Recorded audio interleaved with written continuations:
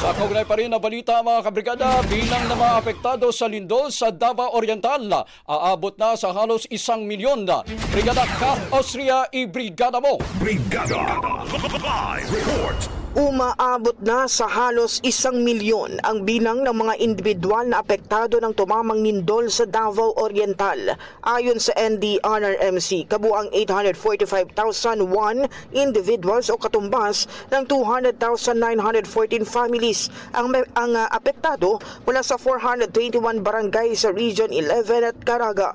Sa bilang, halos 13,000 pa ang nananatili sa mga evacuation centers. Nananatili naman sa 8 ang casualties. Halos 40 milyong piso na ang tulong na naipamahagi ng pamahalaan sa mga apektadong pamilya, kabilang ang family food packs, family kits at modular tents.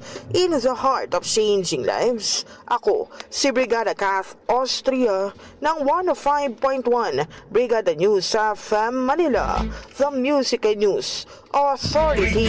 Ang bahaging ito ay hatid sa atin ng Standout ES4 Capsule. Simulang tuparin ang pangarap ng iyong anak. And stunting now!